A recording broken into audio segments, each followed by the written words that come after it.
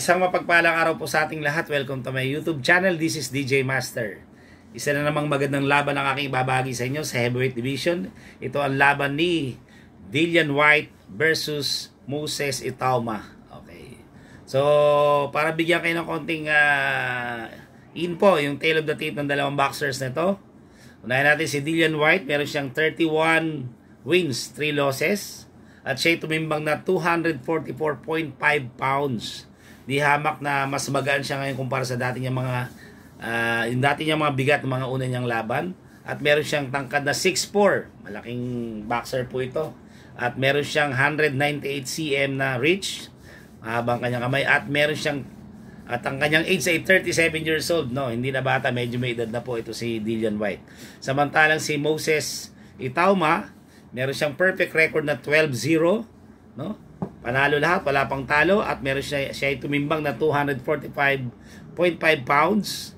At ang kanyang height ay 6'4 and a half, bahagya mataas ng kalahating pulgada kay Dillian Whyte. Meron siyang 201 cm, yung kanyang reach, mas mahaba. At ang kanyang edad po ay 20 years old, napakabata po. At sinasabi nga, marami nagsasabi na ito na raw ang susunod na Mike Tyson, no? Napakabata, napakalakas na ito.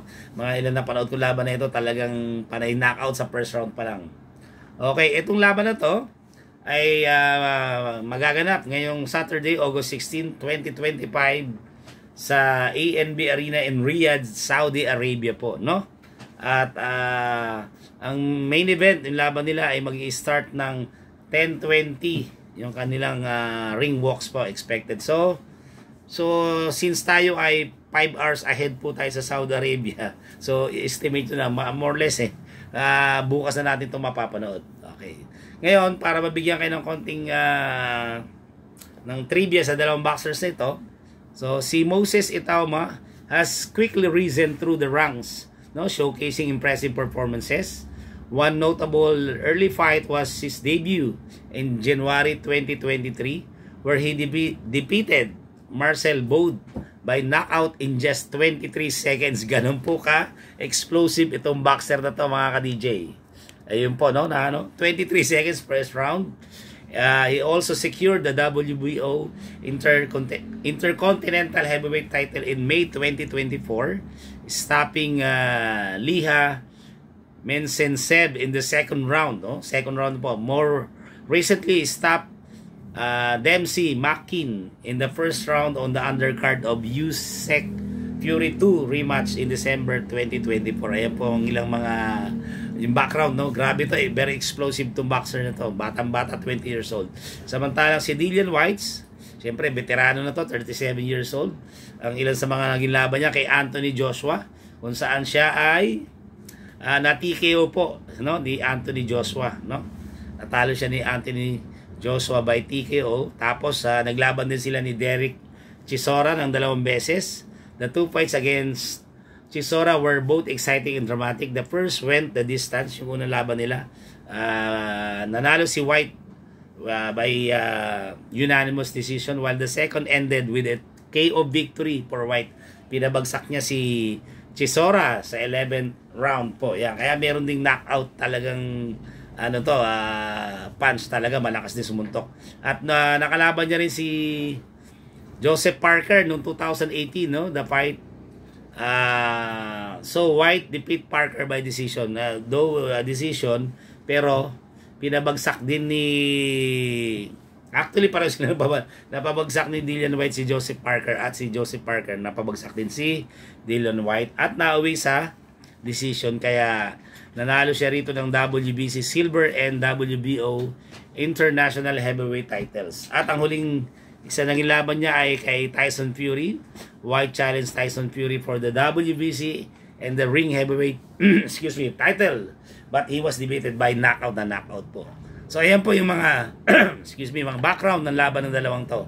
Ayan po, kaya very exciting po to. Pero sa akin po, no, to be honest, sa aking analysis, pagdating siyempre sa age, lamang na lamang po to si Moses Itauma, dahil 17 years po ang gap. Kaya nasa kalakasan, so yun ang tapos sa knockout percentage, siyempre mataas si Moses Itauma. Siguro ang magiging advantage lang dito yung experience ni Dillian Whyte. Pero very explosive to. Mautak. Kaya ang prediction ko rito mga ka-DJ, no? To be honest ay knockout po. Mananockout ni Moses Ituma to si Dillian Whyte. Hindi ko lang alam kung anong rounds, pero mananockout. Bagsakan to sigurado. Pero dito tayo kay Moses Ituma dahil napakabata, very explosive. Yung gutom na gutom pa to sa panalo dahil isang ang promising boxer to at ina-expect natin na magcha-champion to in the future po. So, para mabigyan kayo ng konting background pa, ito po papakita ko sa inyo yung naging weigh-in ng dalawang boxer to at yung naging interview. Ito, panoorin po natin mga ka-DJ. Yan po. Dillian Whyte versus Moses Ituma. Cracking main event. I want to focus on that man because the last time he hit the scales against Ebenezer Tete, he was 260 pounds plus. I am telling you now, we're going to see some abs. I'm thinking 245 pounds. What that means is we have a great main event. Dillian Whyte, old lion, Moses Ituma, young lion. Lock in, weigh in, start right. 244 1/2 pounds for the challenger, the body snatcher, Dillian Whyte.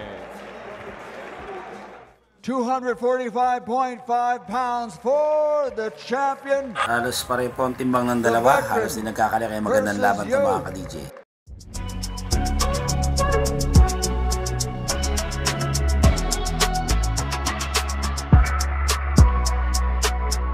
Mga ka-DJ, very intense po ang titigan. Talagang hindi nagpapa-intimidate ang bawat isa. Kasi saywar din yan. Siyempre kung sino yung unang matakot, nervous siyempre kalamangan na nung kabila yun. Ayan na, magkakaalaman po mga ka-DJ kung sino talagang mananalo sa dala ito. Bagsakan ito mga ka-DJ. Siyempre dito tayo kay Moses Ituma sa mas bata, mas explosive. Yan.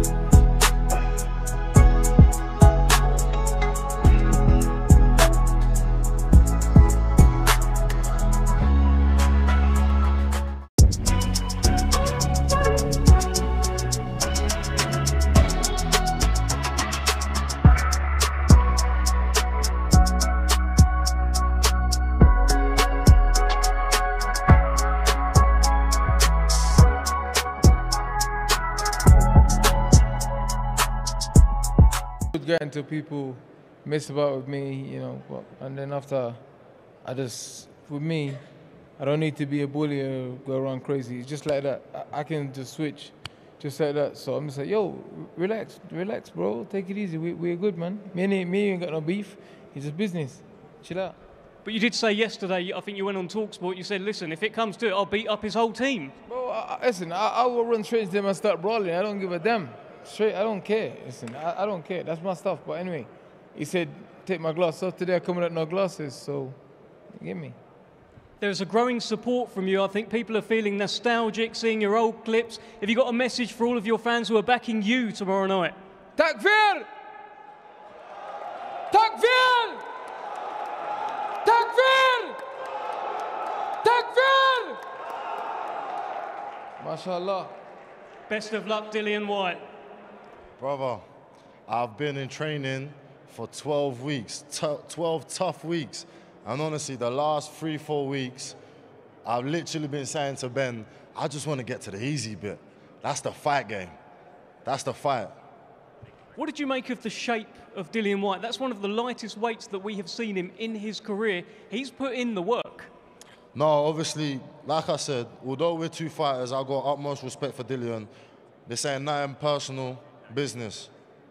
Yesterday you said, I want to see if it's a wolf or a sheep. I want you to take the glasses off. Today, no glasses. What did you see, Moses?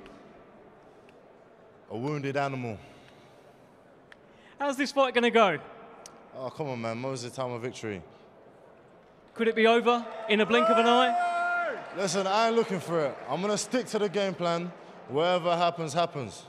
What's your message to all of your fans and all these people here supporting you, Moses?